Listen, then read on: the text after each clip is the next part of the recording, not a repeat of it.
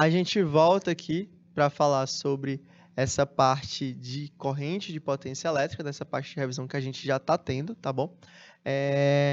Mas surgiu uma dúvida interessante aqui do Ariel, né? O Ariel tá ali com a gente. Bacana a pergunta, que fala o seguinte, né? Fala quanto maior... Desculpa, eu tô sem óculos aqui, tá meio difícil de ler. Mas peraí. Quanto maior a geladeira, maior o consumo? Boa pergunta. Assim, existem várias características, Ariel, sobre a parte de consumo de energia elétrica. Mas se você quiser comparar duas geladeiras com o mesmo motor, por exemplo, só que uma, sei lá, 300 litros e a outra 500 litros, sim, tá bom? Porque ela vai ter uma maior massa para resfriar, vai ter uma maior ambientação para fazer com que aquilo ali aconteça, então aquele motor vai trabalhar mais. Obviamente, você não pode comparar uma geladeira de 300 litros com um motor, sei lá, de 200 volts, com uma geladeira de 500 litros num motor de 300 volts. São comparações diferentes. Mas se for o mesmo motor, mesma marca de geladeira, só mudou a quantidade de litros de uma geladeira para outra, sim, quanto maior, maior vai ser o consumo elétrico dela, porque ela tem que manter um espaço maior refrigerado, entende? É que nem um ar-condicionado. Um ar-condicionado para uma sala pequena e para uma sala grande. Para uma sala grande, obviamente, ele vai trabalhar mais, porque ele precisa resfriar mais. Bom, Cristina aí perguntando quem tira as dúvidas. Cristina, se eu souber, eu lhe prometo que eu tiro a sua dúvida, tá bom? Pode mandar aí. Mas se eu não souber, vocês têm também plantão de tira dúvida com o professor Caio. Ele também tem aula com vocês. Se tiver alguma dúvida aí que seja mais demorada, ou então alguma questão que seja mais explicada para ele, você tem aí ele também como opção, certo? Tá bom, então vamos lá. Pode mandar, se tiver com dúvida, arrocha aí que a gente faz aqui na hora, ao vivo.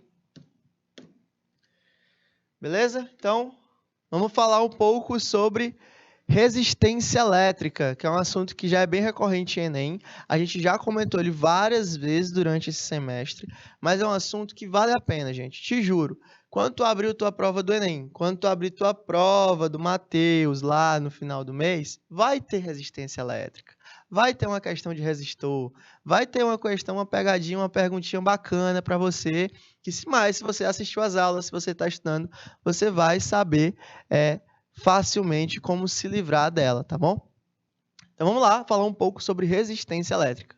Resistência elétrica é a capacidade de um material condutor possui de se expor à passagem de corrente elétrica, mesmo quando existe uma DDP aplicada. Então, o que vai acontecer nessa situação? É o seguinte, quando ele fala dessa parte de resistência elétrica, essa é a definição realmente prática, é a definição teórica, massiva, que você vê em livros de ensino superior. Mas a resistência elétrica, gente, tem uma forma muito mais simples de ser ensinada, que é o quê? Resistência elétrica, ou resistor elétrico, é todo aparelho que recebe energia elétrica, o cara recebe energia elétrica e libera o quê? E libera energia térmica.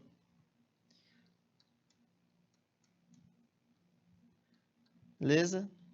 O cara vai ter toda aquela liberação de energia elétrica em energia térmica, tá bom? Aquela situação ali de um resistor, de uma resistência, é gerada por uma situação como essa. Churrasqueira elétrica é o melhor exemplo que a gente pode pegar. Churrasqueira elétrica é um aparelho que é usado geralmente por pessoas que moram em apartamento, e aí você tem essa situação dentro dela através desse sistema aqui, ok? Esse sistema é um sistema de resistor que vai aquecer. A resistência ela tem um problema, ela não é feita para brilhar, ela é feita para aquecer. Durante muito tempo foi usado erroneamente em lâmpadas, aquelas lâmpadas incandescentes, né? Que são aquelas lâmpadas amarelinhas que a gente tem. Lá dentro você tem um problema. Que problema é esse? Quando você tem uma lâmpada incandescente, ela é mais ou menos assim, ó. Você tem um material aqui dentro você tem um filamento, e aí aquela parte de vidro, né? Que a lâmpada possui, que é por onde vai sair o brilho daquela lâmpada. Deixa eu ver se eu consigo fazer um pouquinho menor aqui para caber dentro do slide. Tá. A lâmpada incandescente, ela incandesce. E o que é encandecer? Encandecer é esquentar. A lâmpada incandescente, ela encandece. O que é encandecer? É esquentar. Esquentar é quando você tem um material ali dentro que vai esquentar demais, consequentemente brilhar. Aqui dentro desse material, você tem uma lâmpada que a gente tem um material chamado de tungstênio, que é um metal. Aquele metal, quando aquecido, ele esquenta, obviamente, e por consequência ele brilha. Ele faz com que o brilho surja daquela situação ali de lâmpada incandescente. Beleza. Quando ele brilha, a lâmpada brilha.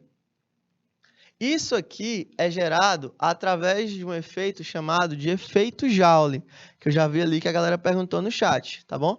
Mas deixa eu terminar de explicar rapidinho, tem 2 perguntas, já eu falo as perguntas de vocês. Quando ele incandesce, ele brilha, ou seja, ele esquenta, ele vai brilhar. Porém, todo material que é incandescente, ele não é feito para brilhar, ele é feito para esquentar. Quando ele esquenta, você tem uma situação de brilho excessivo gerado por aquele sistema e, por consequência, a lâmpada brilha. O problema é que esses materiais são caros. Por quê? Se você faz uma lâmpada para brilhar, ela consome energia elétrica e transforma em energia luminosa. Se faz uma lâmpada para esquentar, ela pega energia elétrica, transforma em energia térmica e a energia térmica libera energia luminosa. São 2 processos de separação de energia, de transformação de energia.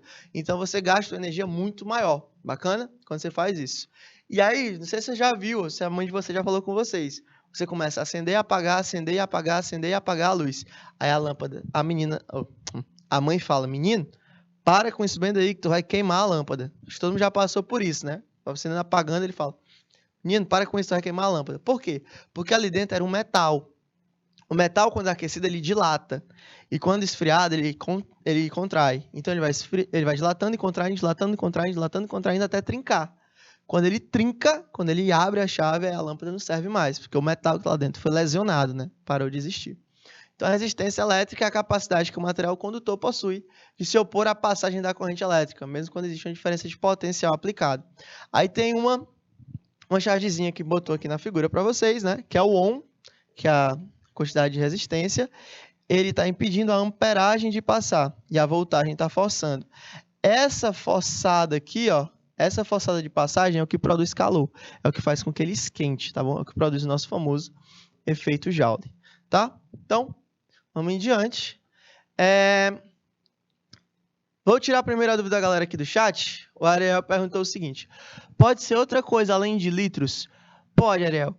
Uma geladeira cheia de mesmo litro de outro e uma geladeira vazia. Vou tirar primeiro essa dúvida porque é uma dúvida que já existia.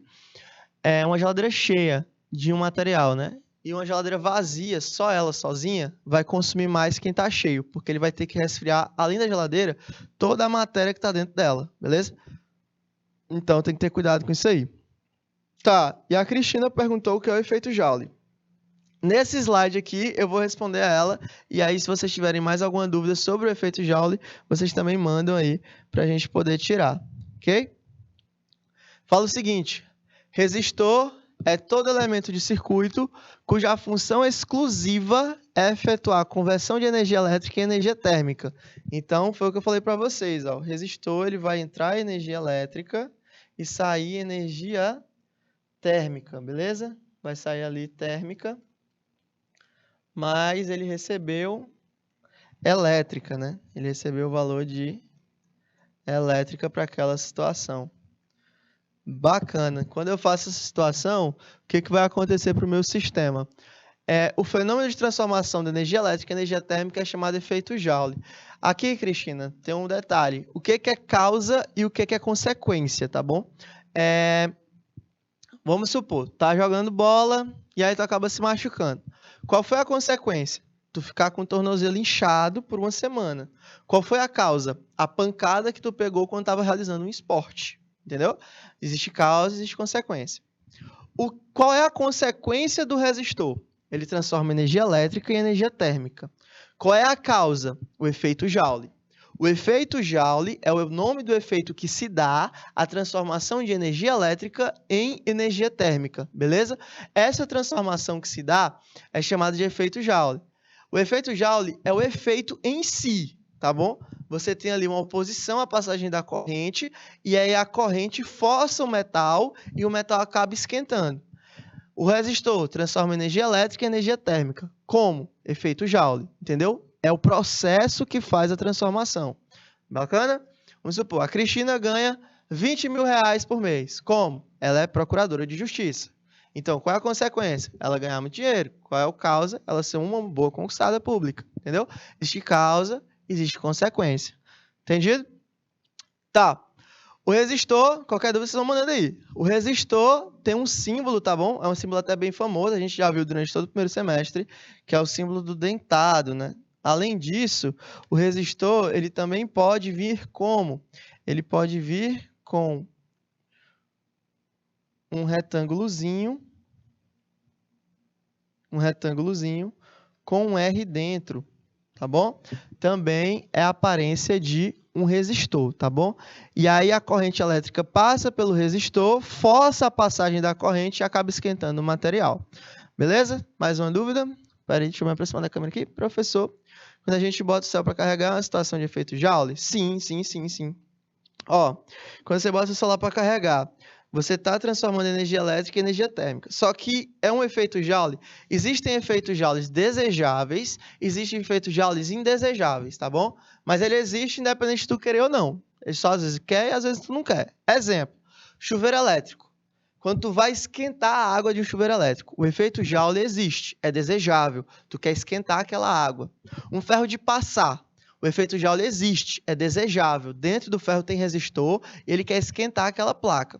Agora, uma situação como, por exemplo, carregar um celular. O efeito Joule existe? Existe. Às vezes tu pega no carregador do celular, ele está quente. Às vezes tu pega no próprio celular, ele está quente. Ele está pegando energia elétrica e no lugar de transformar em energia química, que é o que vai abastecer a bateria do teu celular, ele está transformando em energia térmica, que é o que está esquentando o teu celular ou o teu carregador. Ele existe, mas é não desejável, tá bom? Ele está consumindo mais energia do que é necessária, porque essa energia está se transformando em calor.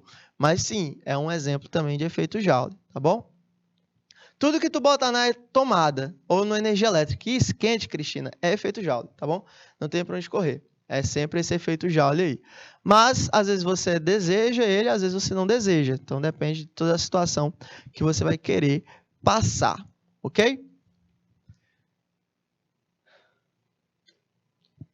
E aí, o resistor, ele obedece a duas leis. Ele obedece às duas leis de Ohm, bom? Ohm, que foi o cientista aí que se dedicou a vida inteira para a descoberta e para entendimento de resistores, receptores elétricos, capacitores, é um cara da física e da parte de eletroeletrônica muito bom. E ele formulou as duas leis que regem os resistores até hoje, tá bom? A lei de Ohm estabelece a lei da dependência entre a causa, a DDP, e o efeito, a intensidade da corrente elétrica para um resistor. A primeira lei de Ohm diz que U é igual a R vezes I, onde o valor de U é a minha tensão elétrica, tá bom? Dada em volts. O valor do R é a minha resistência elétrica, dada em ohms. E a corrente elétrica é o valor da amperagem, dada em I. Lembrando que aqui só existe uma coisa constante. O quê? O valor da resistência. O valor da resistência ela é constante. Valeu, galera? Só existe uma forma de tu mudar a resistência de um material. Você tem que mudar o material. Você tem uma câmera, aí você troca por outra câmera. Você tem uma TV, você troca por outra TV. Você muda a resistência dela. Você não consegue mudar a resistência desse material, não de uma forma simples, né? Só alterando corrente e DDP. Bom, mais uma dúvida? Ferro de passar consome muita energia, né? Posso fazer o efeito Joule? Assim,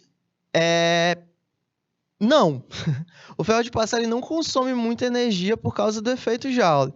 Até porque esquentar as coisas é até mais simples, tá bom? Esquentar as coisas é até mais simples. Mas, quando você fala em relação ao efeito Joule, em alguns outros resistores, em alguns outros aparelhos, é mais caro. Como, por exemplo, o chuveiro elétrico é muito caro de se manter. O ferro de passar também é caro, mas também não é por causa do efeito Joule, é por causa do resistor interno a ele. Mas A ideia é essa, entendeu? Tudo que você transforma em calor é muito mais caro de se manter. O problema do chuveiro elétrico, da diferença entre ele e o ferro, é porque o ferro ele aquece direto uma placa de metal, que é um bom condutor.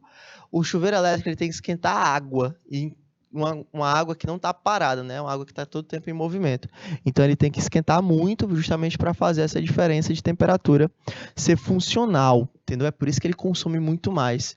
Às vezes a gente pensa que tudo que esquenta consome por causa do chuveiro elétrico, mas não é. Às vezes as coisas esquentam e não consomem tanto. Só no caso do carregador que a Cristina falou, né? Só perde a utilidade. O carregador ele não tem muita utilidade quando ele esquenta, né? Se ele está esquentando muito o carregador, é hora de trocar. Porque ele está perto de queimar, ou então ele já está com algum problema ali. Troca o cabeçote, né? A fonte, ou então tenta outro carregador. Porque se está esquentando muito, é um problema já de consumo de energia. Bacana? Isso aqui é a primeira lei de Ohm, certo? U é igual a R vezes I. A DDP é igual a resistência vezes o valor da corrente. Sendo a DDP, a minha tensão elétrica dada em volts, resistência, o valor de R dado em ohms, e o valor da corrente elétrica, o valor de I, dado em amperes. Beleza? E aí você também possui a segunda lei de Ohm. Deixa eu botar aqui.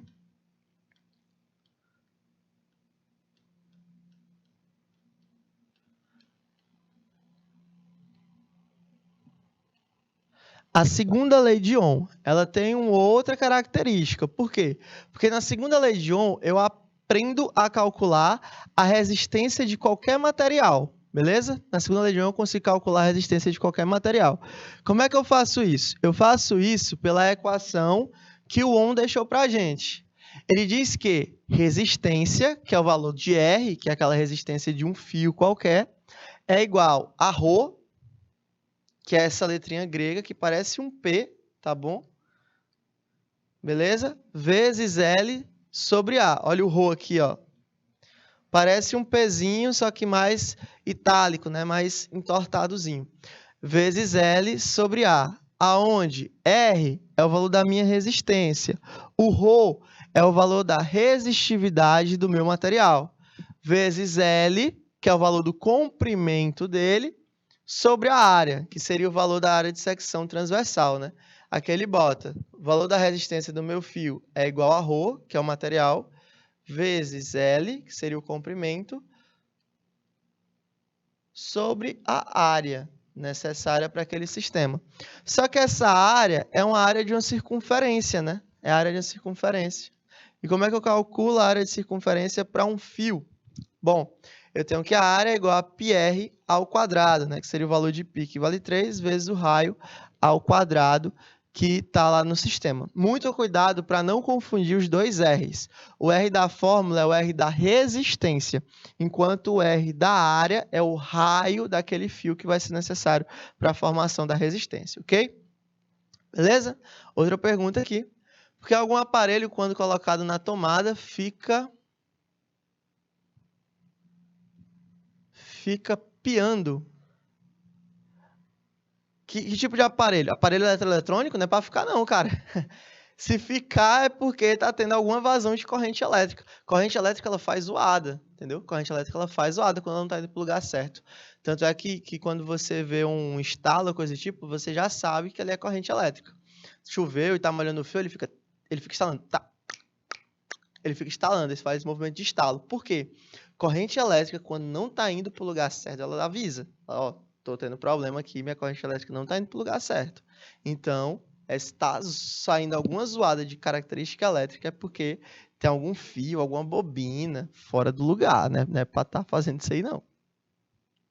Eu acho que não, né? Porque vai que aparece uma outra coisa aí, não sei o que é que tá falando. Dá um exemplo, o que é que tu bota na tomada e tá piando. Se tu bota o carregador e tá piando, é porque realmente não é para fazer, não. Beleza? E aí eu deixei esse slide em branco para a gente poder copiar um pouquinho sobre a segunda lei. Existe uma observação na segunda lei, que é a observação de resistores de primeira e segunda espécie. Bom?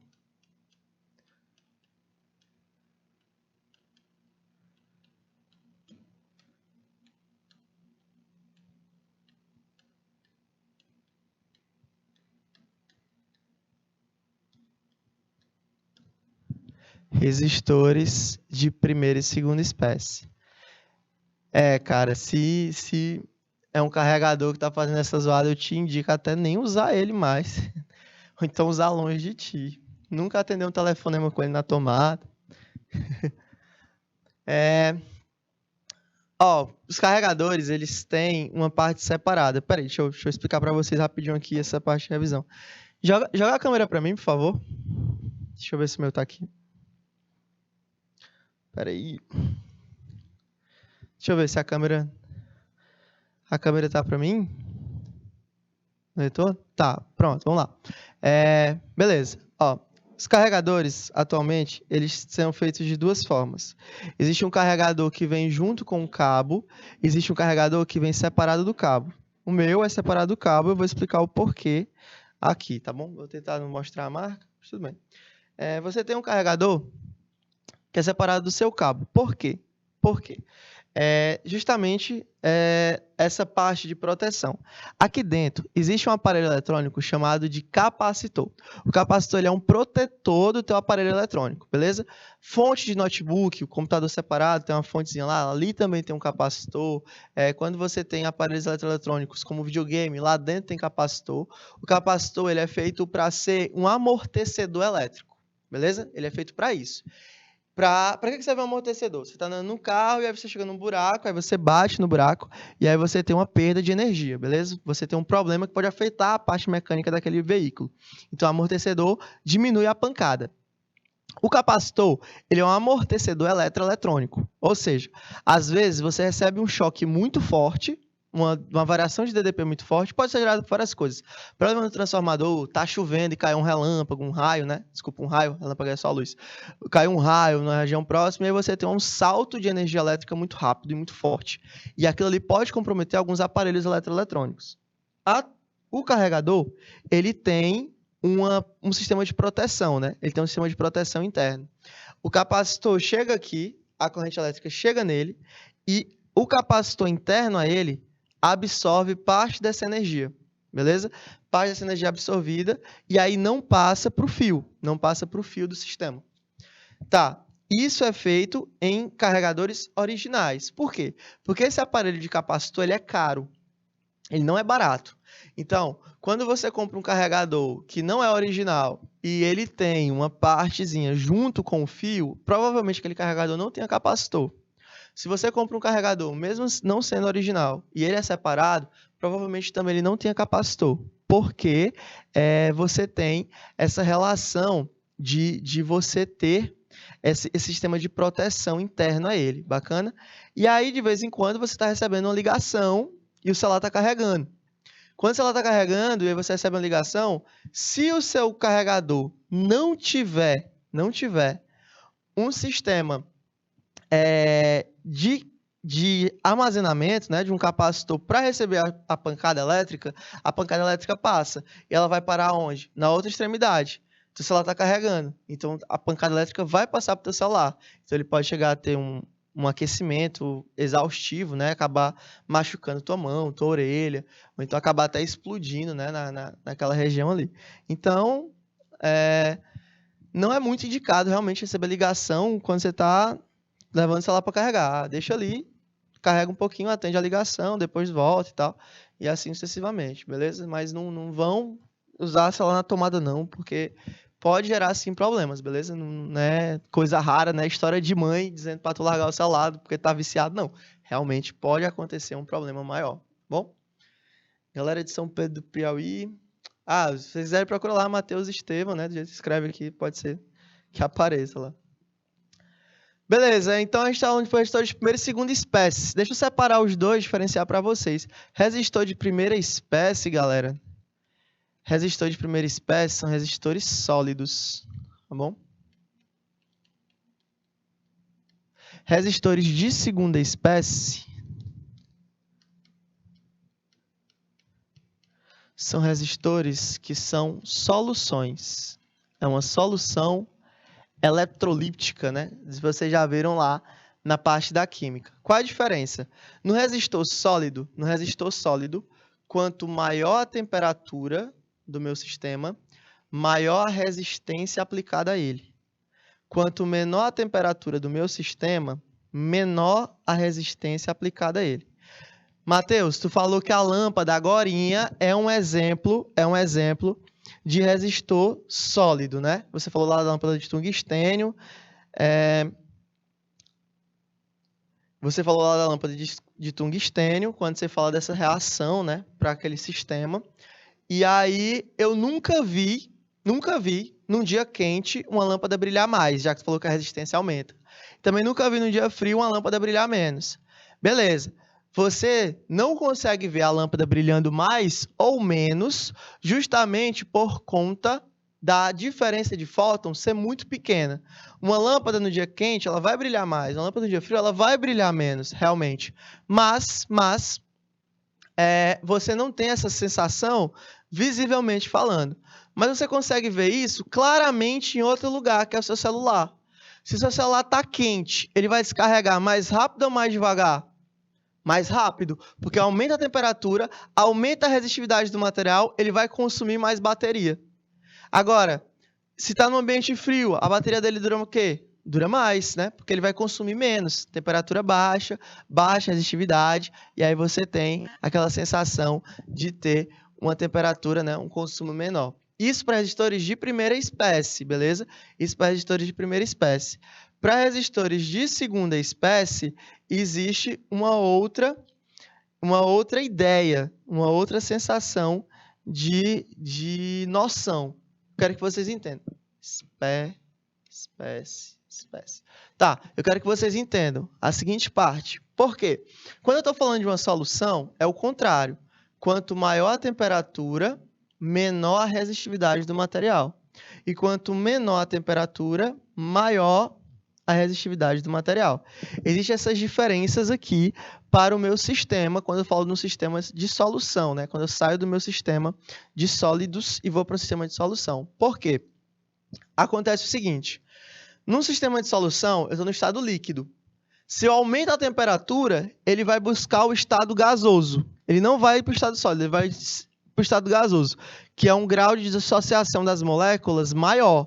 Ele está aumentando o espaço entre elas, ou seja, a corrente elétrica que passa pelo sistema é maior.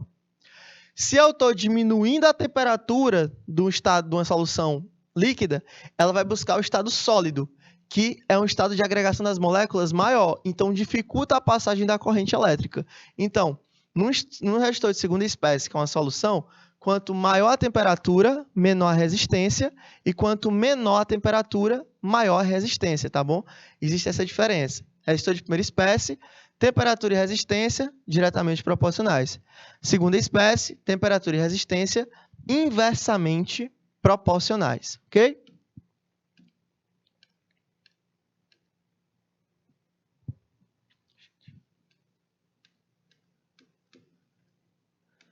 Você tem essa sensação aí para resistores de primeira e segunda espécie, tá bom?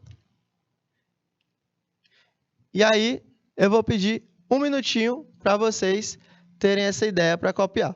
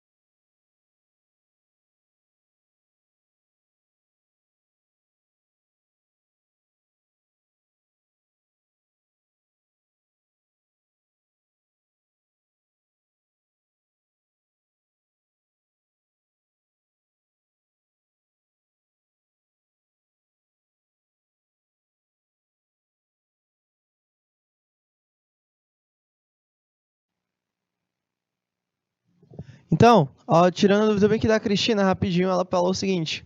Deu um exemplo de resistor de primeira e segunda espécie. Beleza, vamos lá. Resistores de primeira espécie, Cristina, são resistores sólidos, e aí você pode imaginar qualquer um dos que a gente falou até agora. Carregador do teu celular, um ferro de passar, aquela parte da lâmpada, todos eles são resistores de primeira espécie. Resistores de segunda espécie são resistores de soluções eletrolíticas, ou seja, são resistores que usam solução. Exemplo, bateria de carro.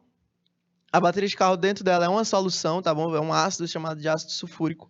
E aí lá dentro você tem uma solução eletrolítica que funciona como resistor, porque a bateria também esquenta, tá bom? Você tem aquele famoso experimento de você juntar um limão e acender um LED, né?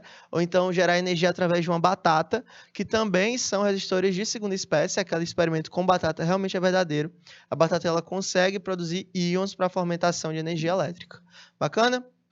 Então, voltando aqui para o nosso slide, que fala sobre resistor ôhmico, ele fala o seguinte: é o resistor que obedece às leis de Ohm. É um resistor que fala como resistor ôhmico, tá bom? Esse resistor ôhmico que obedece à lei de Ohm, ele é diretamente proporcional a DDP e a corrente, né? A corrente que ele tem. A DDP e a corrente são diretamente proporcionais para o mesmo valor de resistência constante, ok? Então, pelo gráfico aí, vocês conseguem acompanhar pelo gráfico o seguinte fato.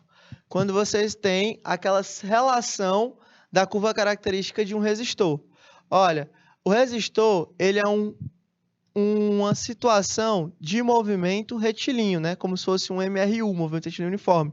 Ele cresce de uma forma constante. À medida que a DDP aumenta, o resistor também aumenta. Então, percebam que eu tenho uma corrente 1 para um DDP 1. Se eu aumentar a corrente, o que vai acontecer com a DDP? Ela também vai aumentar. Então, você tem essa relação entre DDP e corrente. Mas sempre a razão entre DDP e resistência, e corrente é igual a uma resistência o quê? Constante, né? Lembrando que na física aí, CTE significa constante. O valor de CTE é o valor de constância, tá bom? Beleza? E aí eu tenho que a tangente. Como é que eu calculo tangente? Cateto oposto sobre cateto adjacente. Então, eu tenho que a tangente de θ vai ser igual U sobre I, que aí acaba sendo igual a quem? Ao valor da resistência, né? Numericamente igual ao valor da resistência aí com relação a essa tangente do ângulo. Bacana? De boas? Então, vamos para frente aqui falar sobre as questões. Vamos para a primeira questão. A primeira questão fala o seguinte. Sobre as afirmativas, abaixo pode-se concluir que estão corretas. 1. No resistor ôhmico, a tensão aplicada é diretamente proporcional à intensidade da corrente que o percorre, tá bom? Quando ele fala disso. E aí, a gente tem essa resposta como... Não, vamos para a segunda primeiro, depois a gente dá um tempo para vocês responderem, né? Ver o que vocês vão marcar. Tá, a segunda fala o seguinte: a intensidade elétrica de um resistor ôhmico é constante. E a terceira fala o seguinte: dobrando-se a tensão aplicada em um resistor ôhmico, reduz-se a metade esse valor em relação à intensidade da corrente que o percorre. Então, vamos ver o que é verdadeiro e o que é falso. 1. No resistor ôhmico, a tensão aplicada é diretamente proporcional à intensidade da corrente que o percorre. Isso a gente acabou de ver no gráfico, né? À medida que a DDP aumenta, afirmação 1, à medida que a DDP aumenta, a minha corrente também aumenta. A gente viu pelo gráfico agora, deixa eu até voltar para mostrar o gráfico para vocês. Ó. DDP aumentou, corrente também aumentou. DDP aumentou, corrente também aumentou. Então, você tem essa relação. Afirmativa 2. A intensidade da corrente elétrica de um resistor é constante. Não é a corrente elétrica do resistor. É a resistência elétrica desse resistor que é constante, né? Então, a 2 está falsa. A corrente muda de acordo com a DDP. 3, dobrando-se a tensão aplicada em um resistor ôhmico, reduz-se pela metade a intensidade da corrente que o percorre. Também é falso, porque à medida que eu aumento a tensão, eu aumento a corrente da mesma forma. Então, se eu dobrar a tensão em um resistor ôhmico, eu vou dobrar a intensidade da corrente que o percorre. Bacana? Então, na primeira questão, só a 1 está correta. Questão 2 fala o seguinte. Numa experiência de laboratório, um aquecedor de água é submetido a um DDP de 40 volts, sendo então percorrido por uma corrente elétrica de 2 amperes. Determine a resistência elétrica desse aparelho, tá bom? 2 minutinhos para vocês tentarem fazer essa questão.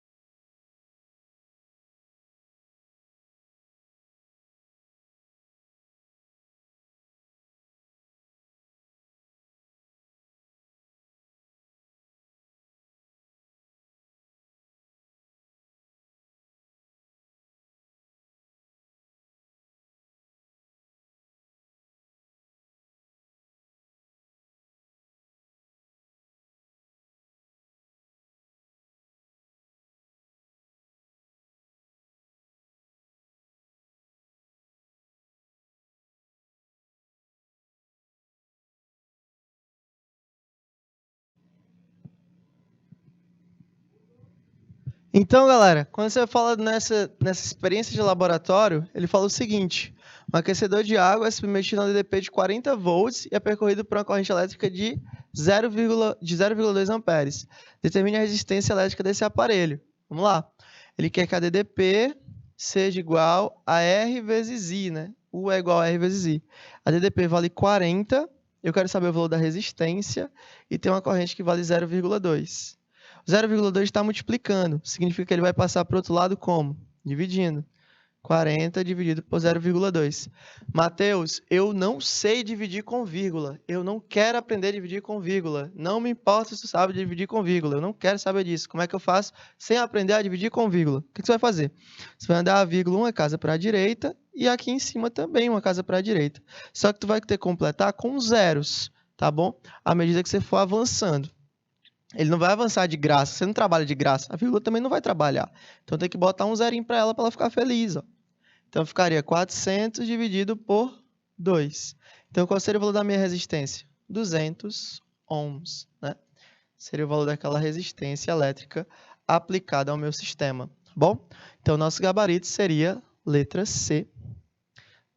Muito bem. Cristina aí acertando tudo. Uma máquina. Beleza? Terceira questão fala o seguinte. Um resistor de 100 ohms é percorrido por uma corrente elétrica de 20 mA. A DDP entre os terminais do resistor em volts é igual a... Vamos lá. De novo, a gente vai ter que usar a primeira lei, né? Assim como a gente usou na questão passada. Então, eu tenho que U é igual a R vezes I. Só que aqui tem um negocinho, né? Porque ele deu a corrente em 20 mA. E aí, você tem que saber a nomenclatura. Mili vale 10 elevado a menos 3. Como é que eu vou lembrar disso? Pô, você lembra do nome. Mille, te lembra qual o número? 1000. 1000 tem quantos zeros? 3. Então é 10 a menos 3. É como se eu estivesse dividindo aquele valor por 1000, tá bom? Então, quem seria a minha DDP? Eu quero saber justamente a DDP, o valor de U. O R vale 100, que é a mesma coisa que 100, né? Vezes o valor da corrente. A corrente vale 20 miliamperes, ou seja, vale 20 vezes 10 elevado a menos 3. Tá, vou transformar tudo em notação para ficar mais fácil. DDP vai ser igual 100, 1 vezes 10 elevado a 2, vezes 20 vezes 10 elevado a menos 2. Tá bom? Por quê? Menos 2. Porque a vírgula aqui eu vou dar uma casa para a esquerda. Para fazer isso, eu somo 1 no expoente. Menos 3 mais 1, menos 2. Então, quem seria o valor da minha DDP? Minha DDP seria 1 vezes 10 elevado a 2, vezes, né? 20 vezes 10 a menos... Ou 2 vezes 10 a menos 2, né? Desculpa. 2 vezes 10 a menos 2. Então, ficaria um valor de quanto? Que é que eu posso simplificar? 10 a 2 de um lado, 10 a menos 2 do outro. E aí eu teria um valor da DDP igual a 2. Beleza? Então, nosso gabarito seria a letra A. Show? Então, galerinha, essa aula vai ficar disponível para vocês assistirem a hora que vocês quiserem no YouTube, logo no IPTV também. Estamos chegando ao final dela. Desejar a vocês uma excelente noite. Foi um prazer inenarrável estar com vocês nessa noite de terça-feira.